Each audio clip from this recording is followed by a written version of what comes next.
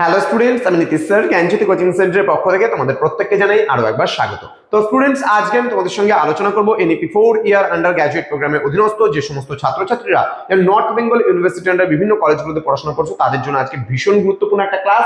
সেটা হচ্ছে major paper 16 এর যে সিলেবাস রয়েছে সোশ্যোলজির, সেই সোশ্যোলজির সিলেবাস নিয়ে আজকে আমি বিস্তারিত আলোচনা করব। যারা এখনো পর্যন্ত আমাদের চ্যানেলটিকে সাবস্ক্রাইব করেনি তারা অবশ্যই চ্যানেলটিকে সাবস্ক্রাইব করে পাশে থাকা বেল আইকন অল প্রেস করে দাও, যাতে নেক্সট টাইম থেকে কোনো ভিডিও আপলোড করলে তার নোটিফিকেশনটা তুমি সবার আগে পেতে পারো।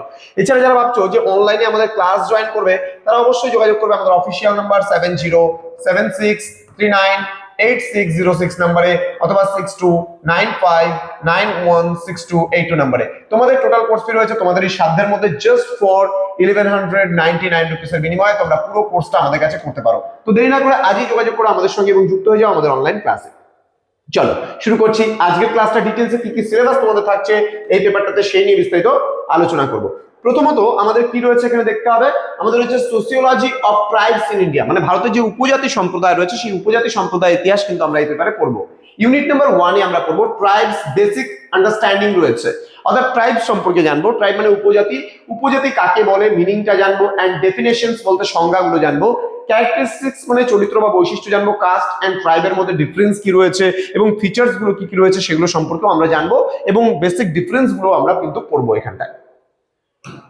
ইউনিট নাম্বার 2 তে কি রয়েছে আমরা দেখে নেব। ইউনিট নাম্বার 2 তে রয়েছে ট্রাইবস ইন ইন্ডিয়া, মানে ভারতের যে উপজাতি রয়েছে তার ক্লাসিফিকেশন মানে শ্রেণীবিন্যাস এবং ডিস্ট্রিবিউশন মানে বন্টন, এন্ড হচ্ছে ফিচার্স মানে বৈশিষ্ট্যগুলো সম্পর্কে পড়বো। এখানে রয়েছে ইকোনমিক ক্লাসিফিকেশন মানে অর্থনৈতিক শ্রেণীকরণ আমরা পড়বো। দেন রয়েছে জিওগ্রাফিক ডিস্ট্রিবিউশন মানে ভৌগোলিক বন্টন অনুযায়ী যে উপজাতি সম্প্রদায় রয়েছে তারা কোন কোন জায়গায় থাকে সেগুলো আমরা পড়বো। এখানে রয়েছে পার্টিকুলারলি তোমার হচ্ছে ভেলারেবল ট্রাইবাল গ্রুপস রয়েছে বা পিভিটিজিএস সম্পর্কেও কিন্তু আমরা এখানে পড়ব। নেক্সট কি রয়েছে, নেক্সট রয়েছে social organisation of the tribes. এখানে রয়েছে nature of the tribal political system, village council, role of headman, council of elder সম্পর্কে আমরা পড়ব।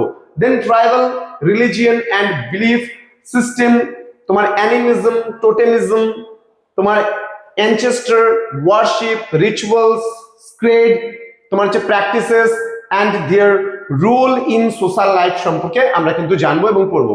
women in tribal society, status, roles, gender, relations and changing position in family, economy and society সম্পর্কে আমরা কিন্তু এই জায়গাটায় পড়বো। নেক্সট রয়েছে এখানে সোসিওলজি অফ ট্রাইবস ইন ইন্ডিয়ার যে পার্টটা রয়েছে ইউনিট নাম্বার 4 এর, সেটা রয়েছে issues and challenges the tribes in India.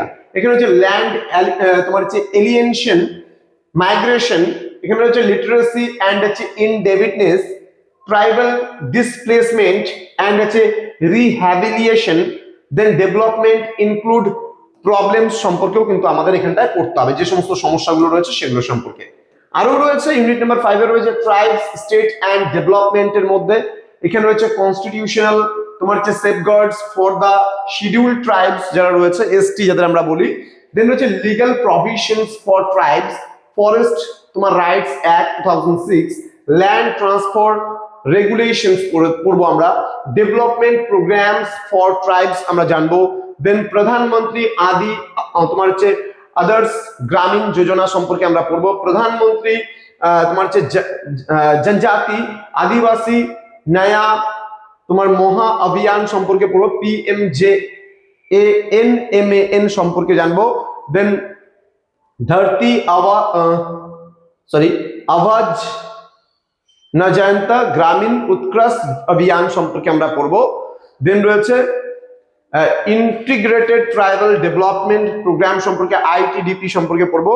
Tribal area development programme সম্পর্কেও কিন্তু আমরা এখানটায় পড়বো। তো এই থাকছে আজকের সিলেবাস সংক্রান্ত আলোচনা। মেজর পেপার 16 এর উপরে কি কি পড়তে হবে এই নিয়ে বিস্তারিত আলোচনা করলাম। তো স্টুডেন্টস, তোমরা অবশ্যই সিলেবাস গুলোকে লিখে নিয়ে পড়াশোনা শুরু করো, কারণ আমি আগামী কালকে থেকেই বা নেক্সট ক্লাস থেকে তোমাদের মেজর পেপার তোমাদের 14 আগে আলোচনা করব, তারপরে 13, তারপরে বাকি যে পেপারগুলো আছে সেগুলো আমরা ধাপে ধাপে আলোচনা করব।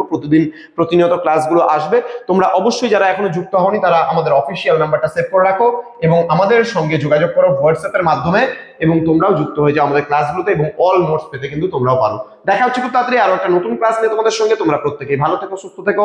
Thank you so much, thanks for watching after all. Thank you.